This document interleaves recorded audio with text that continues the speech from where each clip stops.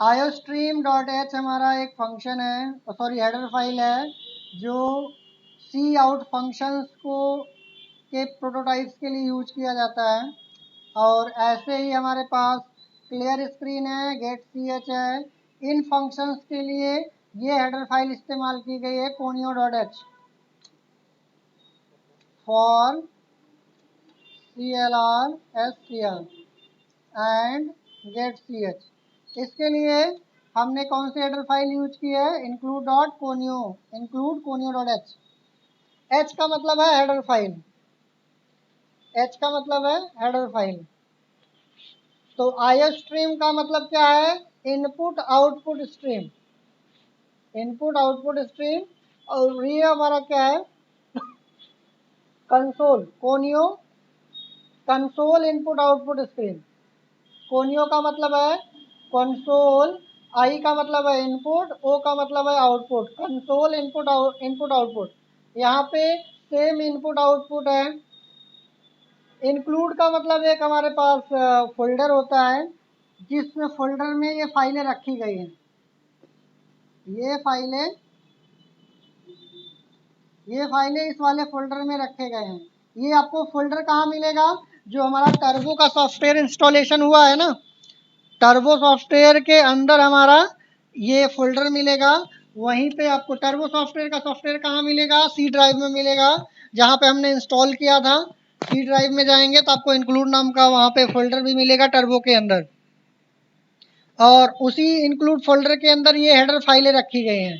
ये header file एक तरीके का सपोर्टेड फाइलें होती हैं, जो मैनेज करने के लिए यूज की जाती हैं। जैसे क्लियर स्क्रीन हो गया, सी आउट हो गया, गेट सी एच हो गया। इनको अगर प्रॉपर तरीके से चलाना है तो हमें ये हेडर फाइल की ज़रूरत पड़ेगी। बाकी हमारा मेन फंक्शन क्या है, ये हमारा entry point of the program है, entry point of the program. जब भी प्रोग्राम स्टार्ट होगा यहीं से स्टार्ट होगा। आप इसके बाहर या इसके अलावा, जैसे मेन के अलावा आपने मान लीजिए कोई और फंक्शन बनाया है, वाइड टेस्ट एक और फंक्शन बनाया आपने, तो यहाँ पे अगर हमने मान लीजिए कुछ ऐसे मैसेज दिया है, हेलो। अच्छा, मैसेज देने के लिए आपको यहाँ पे सी आउट लिखना पड़ेगा। सी आउट का मतलब है कंसोल आउटपुट, सी आउट का मतलब है कंसोल आउटपुट। तो कंसोल पे क्या आउटपुट आएगा, ये डबल इनवर्ट कॉमा में हम मैसेज देंगे, हेलो कंसोल आउटपुट मैसेज। और लास्ट में सेमी कॉलन लगेगा, क्योंकि सिंगल लाइन स्टेटमेंट है और ये फंक्शन हमारा मल्टी लाइन स्टेटमेंट है, तो हम इसीलिए इस फंक्शन में सेमी कॉलन नहीं इस्तेमाल किए हैं। अब अगर हम रन कराएंगे, देखिए, तो कंट्रोल F9 से रन कराएंगे, हमारे पास आउटपुट में केवल हेलो लिख के आ रहा है, ये वाला मैसेज नहीं आ रहा है, टेस्ट वाला नहीं आ रहा। क्यों, क्योंकि हमारा मेन फंक्शन एंट्री पॉइंट होता है, केवल यहीं से रन करेगा। अगर मान लीजिए हम गेट यहाँ पे चलाना चाहते हैं टेस्ट को भी, तो आपको यहाँ पे मेन के अंदर ही लिखना पड़ेगा टेस्ट, मेन के अंदर ही लिखना पड़ेगा टेस्ट। ठीक है, आप कितने भी मर्जी फंक्शन बना लो, कितने भी मर्जी फंक्शन आप बना लो, लेकिन वो चलेगा कहाँ से, मेन से ही चलेगा। ठीक है, तो हम अगर चलाना चाहते हैं, तो जैसे मान लीजिए हमने यहाँ से उस फंक्शन को मैंने यहाँ पे पेस्ट कर दिया, अब हम इसको चलाएंगे तो मेन चलेगा, तो पहली लाइन ये चलेगा, फिर इसके बाद ये वाली लाइन का आउटपुट आएगा, देन ये वाला फंक्शन जब स्टार्ट होगा तो ये फटाक से जाएगा कहाँ पे, टेस्ट के पास, फिर टेस्ट वाले में जो भी दिया रहेगा ये कंटिन्यू इसको कंप्लीट करेगा।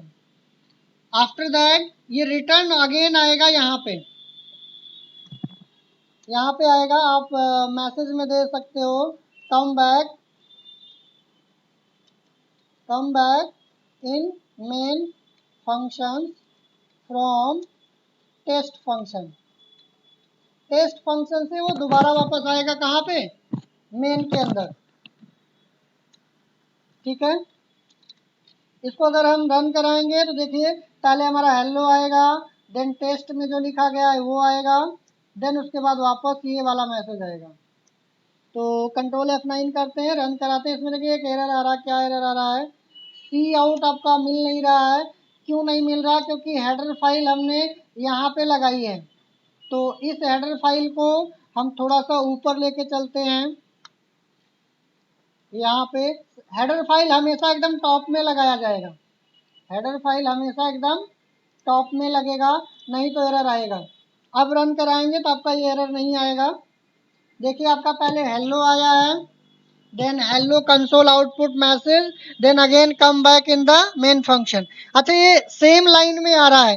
सेम लाइन से बाहर आने के लिए क्या, सेम लाइन से अगर हमें अलग अलग लाइन में दिखाना है तो यहाँ पे सी और इसी में एक नई लाइन देने के लिए, न्यू लाइन के लिए हमें यहाँ पे लिखना पड़ेगा इंडेल। इंडेल, इंडेल का मतलब है न्यू लाइन। इंडेल का मतलब क्या है? New line. जो एक लाइन में हमारा आउटपुट आ रहा था ना, उसके लिए हम एंड एल लिखेंगे। अब फिर से रन कराएंगे, देखेंगे आपका ये अलग अलग लाइन में आएगा।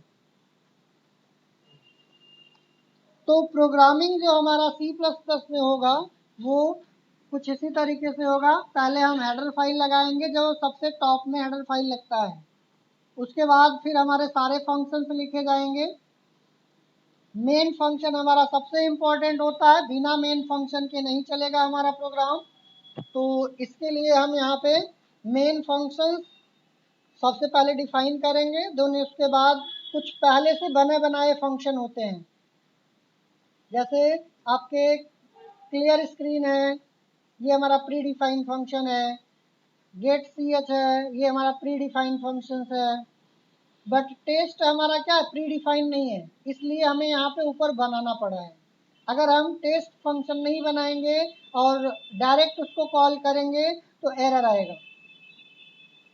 ठीक है, तो यहाँ पे हमारे पास सिंपल प्रोग्राम अगर हमें C++ का चलाना है तो कुछ इसी तरीके से हम करेंगे। अब इसमें मान लीजिए हमें एडिशन का प्रोग्राम करना है, सब्ट्रैक्शन का प्रोग्राम करना है, मल्टीप्लिकेशन का करना है, तो उसके लिए हमें रूल्स पढ़ने पड़ेंगे।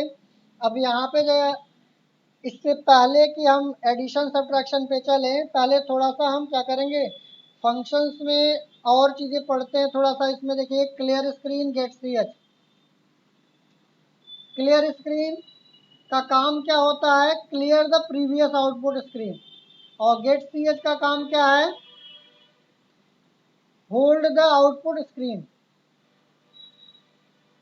तो अगर मैं यहाँ पे एक और गेट सी एच लगा दूँ तो आप देखोगे कि पहले हेलो लिख के आएगा, फिर आपकी स्क्रीन रुक जाएगी। जैसे आप कोई एंटर प्रेस करोगे, अगेन ये टेस्ट फंक्शन को कॉल करेगा, देन आपका हेलो कंसोल आउटपुट वाला ये मैसेज आएगा, वापस यहाँ पे आएगा। फिर से मान लीजिए हमने गेट सी एच लगा दिया तो ये फिर से स्क्रीन को रोक देगा। अगेन इंटर की प्रेस करेंगे, देन ये वाला मैसेज आएगा। देखते हैं, कंट्रोल F9 करते हैं। देखिए हेलो आया, अभी स्क्रीन हमारी रुकी हुई है।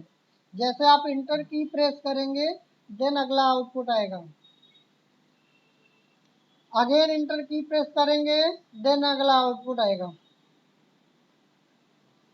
फाइनली जब हम इंटर करेंगे, देन हम वापस आ जाएंगे। तो ये जो हमारी आउटपुट स्क्रीन होती है, इसको हम कंसोल स्क्रीन बोलते हैं। कौन सी स्क्रीन? Console screen. और ये जो हमारी ब्लू वाली स्क्रीन होती है, इसको स्टैंडर्ड स्क्रीन बोलते हैं। ठीक है, तो आउटपुट वाली screen, output screen known as console screen. और ब्लू स्क्रीन आपका क्या होगा? Blue screen where we write code known as standard string। Okay, तो यहाँ पे क्लियर स्क्रीन को भी अगर समझना है तो आप इसी में, जैसे आप चाहते हो कि हेलो लिख के आए, कोई की प्रेस करे तो हेलो को इरेज कर दे, देन ये वाली लाइन लिख करके आए, तो आप गेट सी एच के बाद CLR यूज करोगे तो आप देखोगे कि पहले तो हेलो लिख के आएगा, जैसे की प्रेस करोगे हेलो गायब हो जाएगा। नहीं हुआ? हुआ कि नहीं हुआ? हुआ।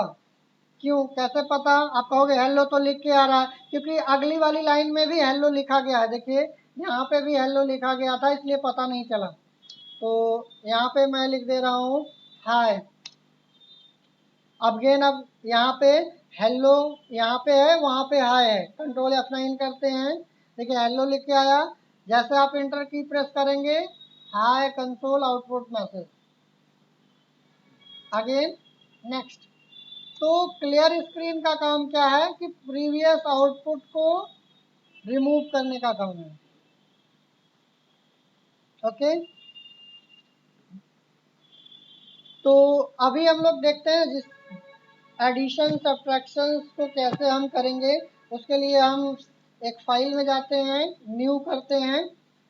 यहाँ पे इसको पहले क्या चीज़,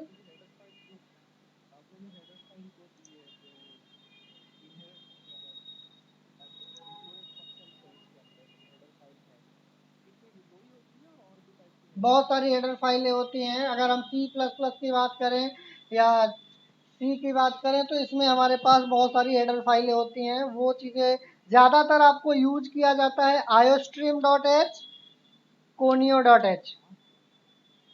iostream एंड conio दो आपकी हेडर फाइल ज़्यादा यूज की जाती हैं।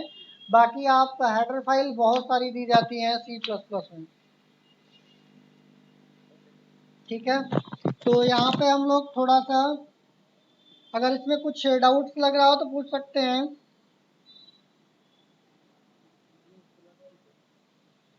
तो इसमें हम लोग थोड़ा सा एडिशन कैसे करेंगे, सब्ट्रैक्शन कैसे करेंगे उसको देखना है। तो हम एक नई फाइल बनाते हैं, फाइल में जा कर के न्यू करते हैं और इसको सेव करते हैं। फाइल में सेव पे क्लिक करेंगे। यहाँ पे हम फाइल का नाम दे देते हैं arithmetic.c++।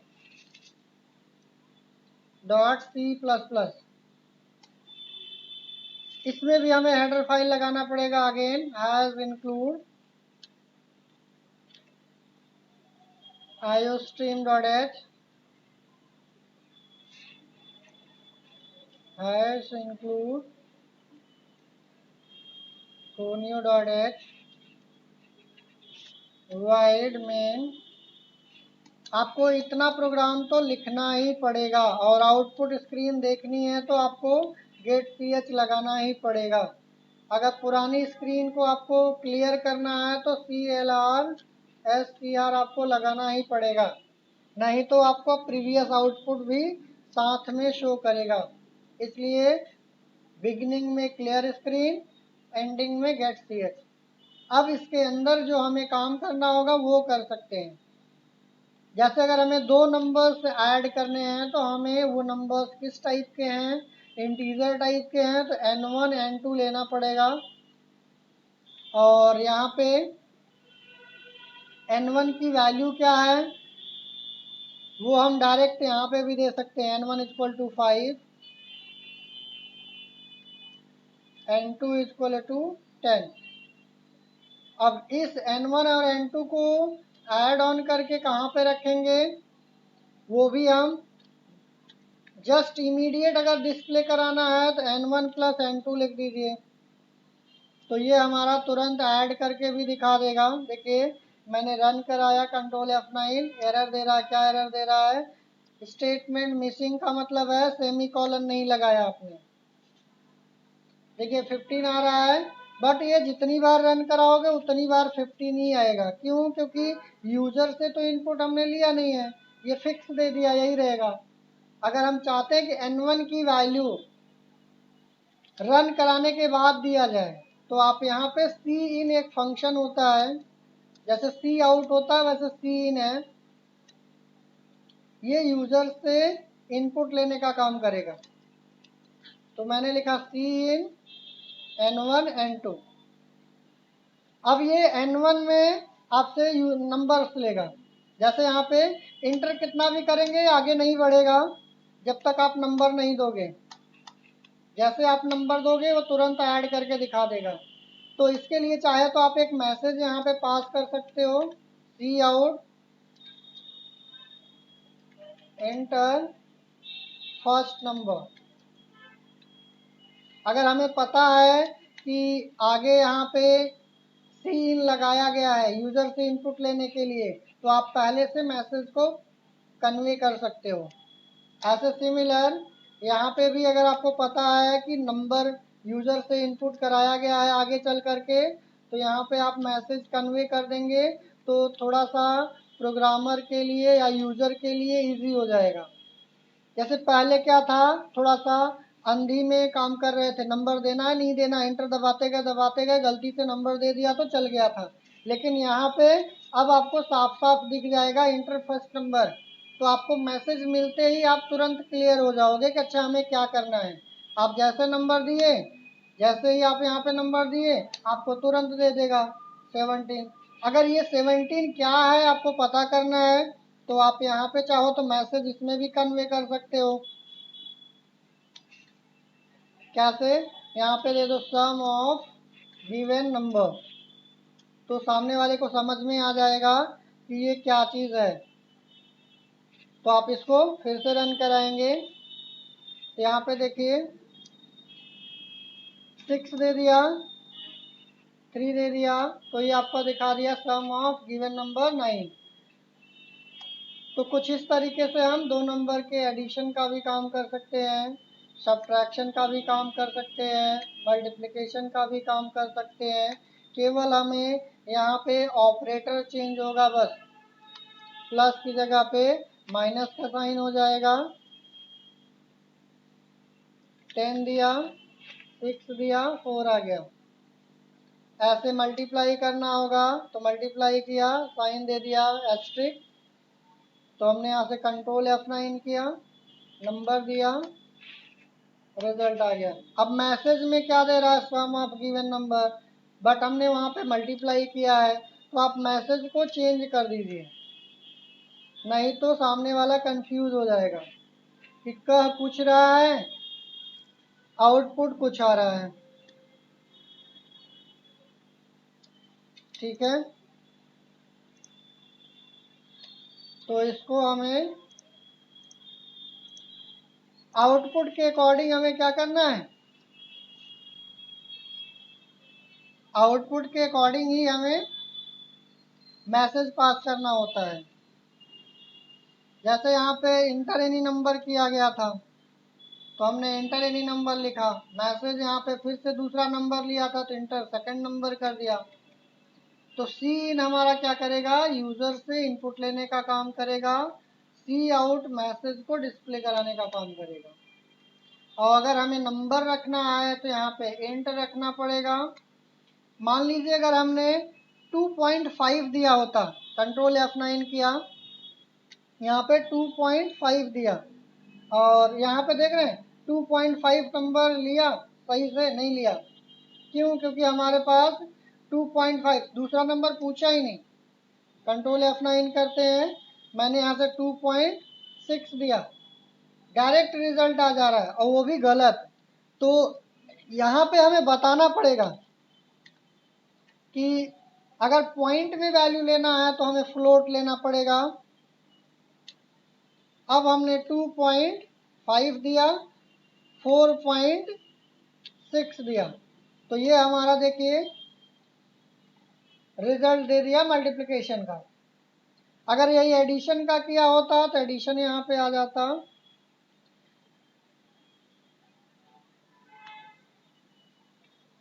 Addition of two number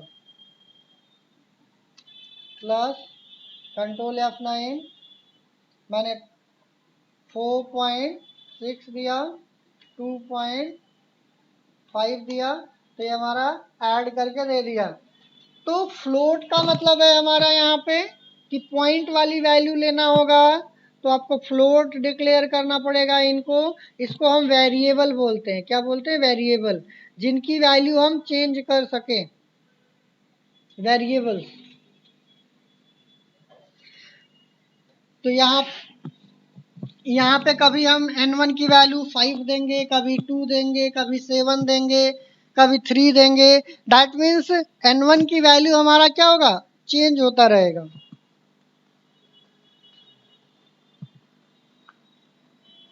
okay. तो आपको अगर कैलकुलेशन करना है तो कैलकुलेशन के लिए हमें डेटा टाइप पढ़ना पड़ेगा। डेटा टाइप में जैसे आपका इंटीजर हो गया, फ्लोट हो गया, कैरेक्टर हो गया। तो ये डेटा टाइप्स, अगर हमें स्ट्रिंग पे काम करना है तो कैरेक्टर्स पढ़ने पड़ेंगे। अगर हमें पॉइंट वाले नंबर पे काम करना है तो फ्लोट लगाना पड़ता है। अगर बिना पॉइंट वाले वैल्यूज हैं तो हम इंट लगाते हैं, जिसको इंटीजर बोलते हैं।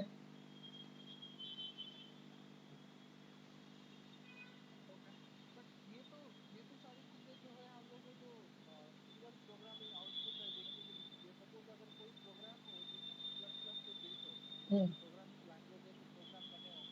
हम्म,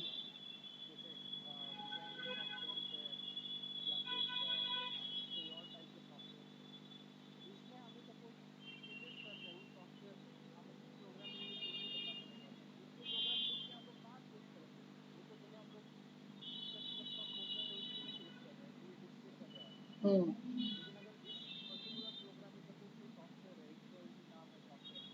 देखिए, अब एक चीज मैं क्लियर कर दे रहा हूँ कि ये जो हम प्रोग्राम यहाँ पे बनाते हैं, ये हमारा डेवलपमेंट फेज है। डेवलपमेंट फेज है, प्रोडक्शन फेज नहीं है कि जहां से हम सॉफ्टवेयर को प्रोडक्शन कर सकें। तो डेवलपमेंट फेज एक अलग होता है जहां पे हम प्रोग्राम को लिखते हैं और टेस्ट करते हैं कि सही है या गलत है। बट प्रोडक्शन फेज एक अलग होता है जिसमें हम क्या करते हैं कि फाइनल टेस्टिंग होने के बाद हम उसको क्या करेंगे, एक एग्जीक्यूटेबल फाइल बनाते हैं। जैसे अभी हमें कोई भी सॉफ्टवेयर यूज करना होता है तो क्या हम डायरेक्ट उसको यूज कर सकते हैं? नहीं, उसको पहले आपको इंस्टॉलेशन करने की जरूरत पड़ती है। तब जाकर के आप उसमें नई फाइल बना सकते हो, ओपन कर सकते हो, सेव कर सकते हो, क्लोज कर सकते हो। ऐसे ही अगर आप कोई सॉफ्टवेयर बनाने के लिए आप प्रोग्रामिंग सीख रहे हो तो आप पहले प्रोग्रामिंग बनाना सीखोगे, फिर उसको टेस्ट करना सीखोगे। देन जा करके वो चीज़ें आप प्रोडक्शन फेज आपका एक अलग हो जाएगा। वहां पे आप जा करके फिर बाद में आप उस चीज को सीख सकते हो कि कैसे बने बनाए प्रोग्राम का हम सेटअप कैसे तैयार करें। अभी तो हम यहाँ पे सेटअप नहीं बना रहे हैं, यहाँ पे हम केवल नॉर्मल प्रोग्राम की टेस्टिंग कर रहे हैं कि प्रोग्राम कैसे चलता है, कैसे बिहेव करता है। अगर मान लीजिए हमने 1000 लाइन का कोड लिख दिया और उसमें मैंने प्रॉपर एक एटीएम का प्रोसेस लिख दिया कि कैसे एटीएम में काम होता है, विड्रॉ, डिपॉजिट, या फिर एटीएम सिस्टम, या कोई भी सिस्टम का मैंने सॉफ्टवेयर बनाया, तो अब वो सॉफ्टवेयर टेस्टिंग तो यहीं पे होगा। लेकिन अगर हम चाहते हैं कि किसी दूसरे या थर्ड पीसी में ले जा करके इंस्टॉलेशन करें तो उसको ले जाने से पहले आपको उसका सेटअप बनाना पड़ेगा। सेटअप बनाने के बाद आप थर्ड पीसी पे ले जाओगे, उस पे आप डबल क्लिक करके नेक्स्ट नेक्स्ट नेक्स्ट फिनिश करके इंस्टॉल करोगे। देन जा करके सेम प्रोसेस को आप वहां पे यूज कर पाओगे, जो प्रोसेस आप यहाँ पे टेस्टिंग मोड में देख रहे हो। ठीक है।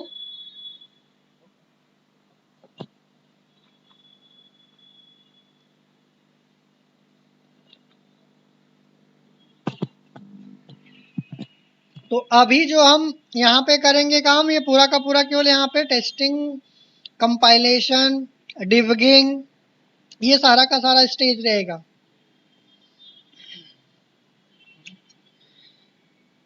अगर मान लीजिए हमें एरिया ऑफ रेक्टेंगल निकालना है तो एरिया ऑफ रेक्टेंगल कैसे निकालते हैं?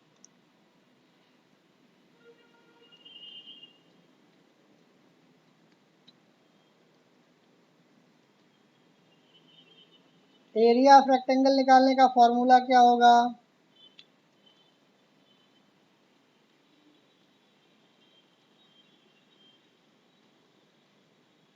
देखिए, अगर हमें प्रोसेस नहीं पता होगा, फॉर्मूला नहीं पता होगा, तो हम उस पर काम नहीं कर पाएंगे।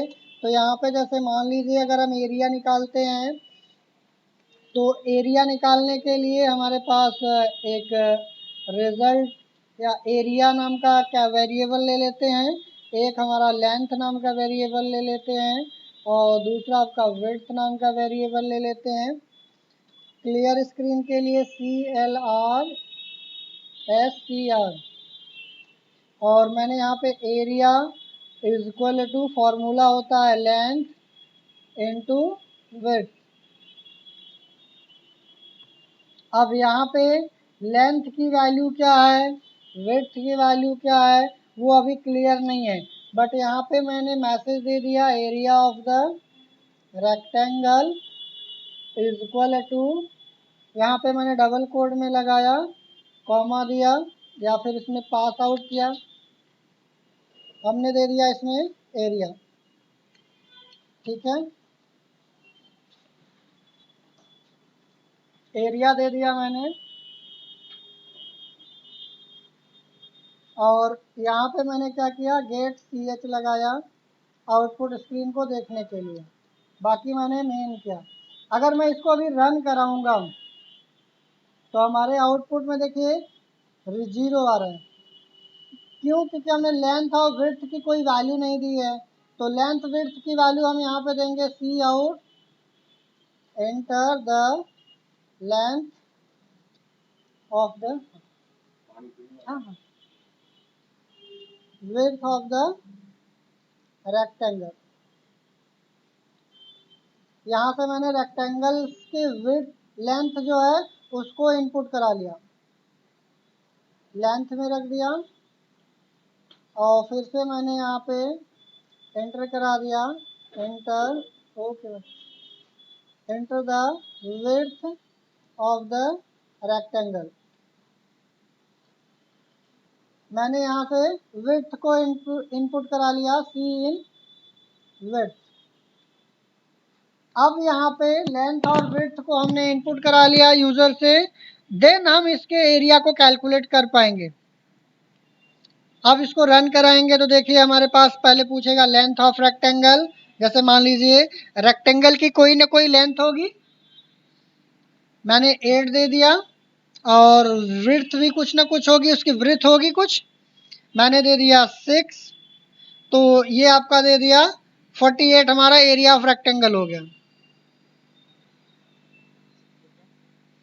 तो कुछ इस तरीके से हम अपनी एक्सरसाइज को यहाँ पे ट्राई करके देख सकते हैं, एरिया ऑफ रेक्टेंगल कैसे निकलेगा, एरिया ऑफ द ट्रायंगल कैसे निकलेगा, अगर हमें प्रिंसिपल अमाउंट कैलकुलेट करना है तो कैसे कैलकुलेट करेंगे। मान लीजिए हमें कोई कन्वर्जन करना है, किलोमीटर से मीटर में कन्वर्ट करने का प्रोग्राम बनाना है, गूगल पे आप सर्च करते हो ना डिस्टेंस कन्वर्जन, या फिर आप बहुत सारे होते हैं कन्वर्टर, करेंसी कन्वर्टर होते हैं, डॉलर से आप रुपीस में कन्वर्ट करते हो, तो वो कहीं ना कहीं प्रोग्राम तो लिखे गए होंगे ना, तब तो जाके काम करते हैं। तो वो चीज़ें कैसे की जाती हैं वो आप यहाँ पे भी ट्राई करके देख सकते हो। जैसे मान लीजिए अगर हमें किलोमीटर से मीटर में कन्वर्ट करना है तो कैसे करेंगे, एक नया प्रोग्राम बनाते हैं, इसको पहले सेव कर लेते हैं, फाइल में जाके सेव किया, इसको मैंने दिया रेक्टेंगल, rectangle.c++, और फिर से मैंने एक नई फाइल बनाई, इसको मैंने दिया डिस्टेंस, क्या करोगे इसमें, डिस्टेंस कन्वर्जन करें या फिर करेंसी कन्वर्जन करें, करेंसी कर लेते हैं। करेंसी में देखिए दो चीज़ें आपको क्लियर होना पड़ेगा, पहला तो आपको ये कि करेंसी का रेट क्या चल रहा है,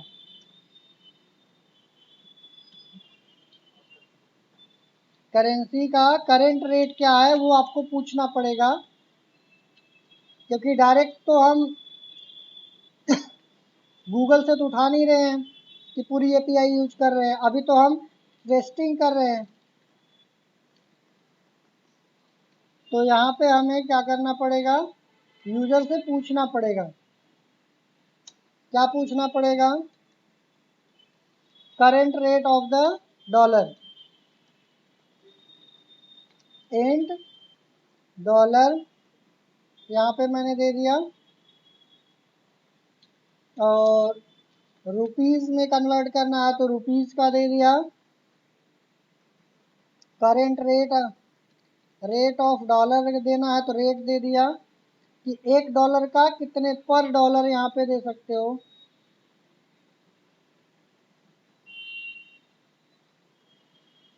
पर डॉलर क्या है, क्लियर स्क्रीन CLRSCR, यहाँ पे मैंने सी आउट दे दिया, मैसेज में क्या दिया, enter the rate of current rate, enter the dollar they they, enter the number of dollar, enter the number of dollar, कितने डॉलर को कन्वर्ट करना है वो आप नंबर ऑफ डॉलर दो। उसके बाद इसको हम कहाँ पे रखेंगे, डॉलर में रखेंगे, $2, $3 जो भी आपको देना है इसमें रखेंगे। और उसके बाद फिर यहाँ से हमने सी आउट एक मैसेज दिया, current rate of the dollar. Current rate का मतलब है पर डॉलर कितने रुपए हैं, इन पर डॉलर, यहाँ पे ये जो हमने दिया था पर डॉलर।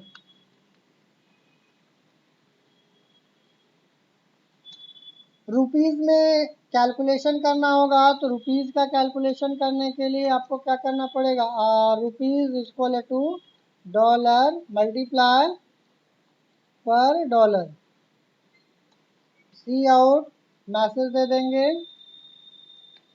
टोटल नंबर ऑफ, यहाँ पे currency in rupees,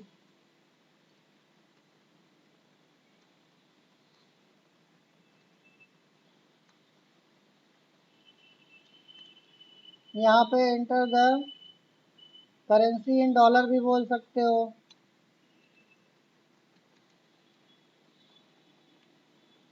current rate of the dollar, जितना मैसेज आप क्लियर कट दोगे उतना ही यूज़र को आसानी से समझ में आएगा।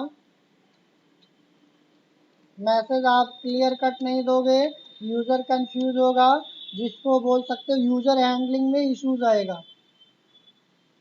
इसको रन कराते हैं, यहाँ पे एरर क्या दे रहा है, बोल रहा है कि डॉलर नाम का वेरिएबल सही नहीं है। इसका मतलब यहाँ पे देखिए वेरिएबल मिसिंग है, एक जगह पे DOLLAR है और एक जगह पे DOLLER था, तो मैंने इसको फिर से चेंज कर दिया।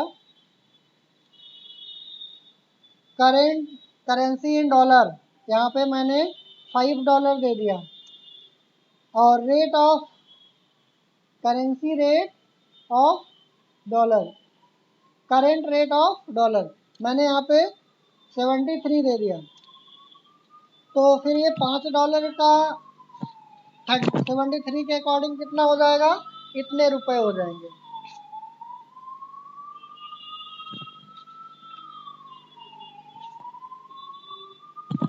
ओके,